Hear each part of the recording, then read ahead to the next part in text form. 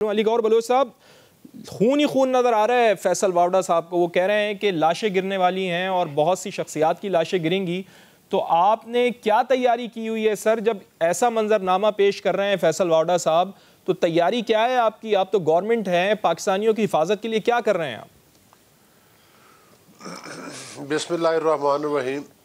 دیکھیں, صورتحال یہ ہے کہ 18ویں ترمیم کے بعد جو صوبوں کی حدود ہیں وہاں پر تو صوبے ذمہ دار ہیں, اور ظاہر ہے کہ وفاق میں ہماری حکومت ہے اور کے پی کے اور پنجاب میں دونوں جگہ پر تو عمران احمد نیازی صاحب کی حکومت ہے. سوال یہ اٹھتا ہے کہ آج کی جو فیصل واوڈا صاحب کی پریس کانفرنس ہے, ابھی تو ظاہر ہے وہ شاید چل رہی ہے اور ابھی ختم ہی ہوئی ہوگی, تو وہ تو اب ان کے وہ کہتے ہیں کہ گھر کا بھیدی لنکا ٹھائے, تو وہ تو ان کے گھر کے بھیدی ہیں اور ظاہر ہے وہ ان کے دستے راست ہیں, ان کے اہم اراکین میں ان کا شمار ہوتا ہے.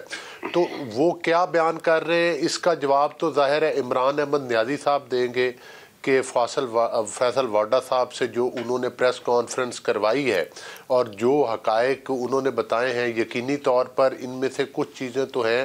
نہیں, آپ کہہ رہے ہیں کہ عمران خان صاحب نے یہ پریس کانفرنس کروائی ہے؟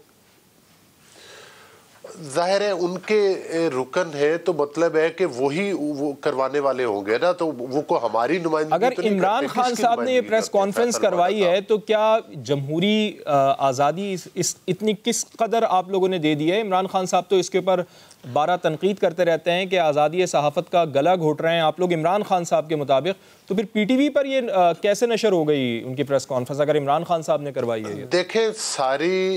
دیکھیں ظاہر ہے مطلب ارشد شریف کا ایشو ہے, اس کے اوپر جو لوگ بھی بول رہے ہیں وہ تمام ٹی وی چینلز کے اوپر چل رہا ہے, لیکن فیصل واوڈا صاحب نے جو بات کی ہے وہ مطلب ہے ان کے اس وقت بھی سرگرم رکن ہیں اور ان کے قریبی ساتھی شمار ہوتے ہیں. اس میں کوئی آپ کو شک و شبہ تو نہیں ہے, پوری قوم جانتی ہے اس بات کو.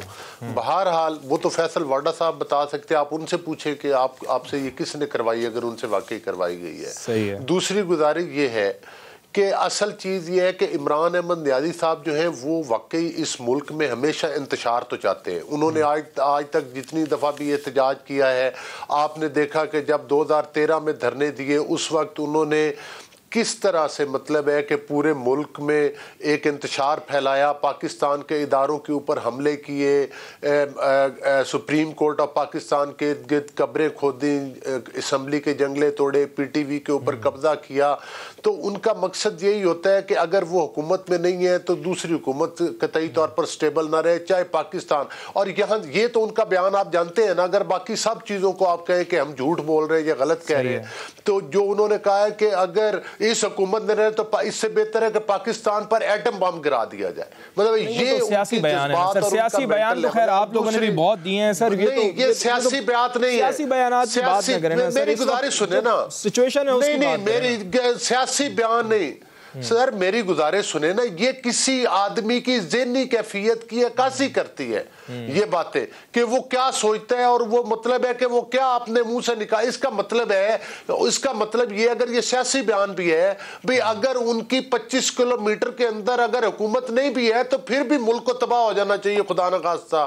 ملک کی آپ نے ان کے وزیر خارجہ کے وزیر خزانہ کے بیان نہیں سنے تھے کہ وہ اپنے صوبوں کے وزیروں کو کیا مطلب ہے کہ وہ دے رہے تھے بیانات. وہ کہہ رہے تھے کہ بھائی مطلب ہے کہ ان کا مقصد یہی تھا کہ آئی ایم ایف جو ہے وہ قرضہ نہ دے. مطلب یہ ایک حقیقت نہیں ہے, پوری قوم نے اپنی آنکھوں کے ساتھ. وہ تو ریبٹل تو انہوں نے دے دیا تھا نا. بہرحال عمران خان صاحب اس لانگ مارچ سے حاصل کیا کرنا چاہتے ہیں, یہ بڑی اہم ڈیبیٹ ہے سر. یہ بڑی اہم ڈیبیٹ ہے. میں آتا ہوں آپ کی طرف. نہیں میری ایک گزارش, میں اپنی بات سمیٹ رہا ہوں نا, میری ایک گزارش سنیں.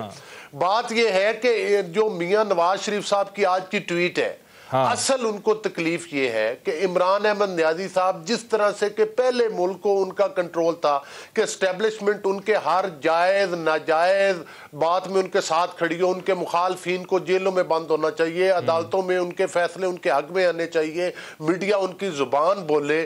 لہذا اب ان کو ایک آئینی حکومت سے یہ تکلیف ہے, وہ چاہتے ہیں کہ یہ آئینی حکومت آئینی طریقے کے ساتھ آرمی چیف نہ لگائے, وہ بھی آپ اپنی مرضی کے ساتھ وہ مطلب लगाना चाहते, लेकिन अगरचे ये उनके ख्वाब शर्मिंदा ताबीर नहीं होंगे, अगरचे वो अपने मुल्क में जो इंतशार फैलाना चाहते और खून की होलियां खेलना चाहते, जो पिछली दफा ग्रीन बेल्ट्स में आग लगाई गई थी, शेख रशीद साहब क्या कहते थे कि यहाँ पर खून की होलियां खेली जाएंगी। सर उन्होंने तो यकीन, देखें वो माजी की बात हो गई, वो 25 मई की बात हो गई, इस दफा उन्होंने यकीन दहानी करा दी है कि वो कहीं नहीं जाएंगे, वो रेड जोन में नहीं जाएंगे। वो उन्होंने तो बाकायदा इजाजत भी ली है ना सर, हमेशा सर वहां पे उन्होंने इजाजत भी ली है, अदालत ने यकीन दहानी कराई है कि भाई हमें सिर्फ जलसा करने की इजाजत दी जाए, एक मखसूस जगह पर जलसा करेंगे और फिर उसके बाद की बाद में देखिए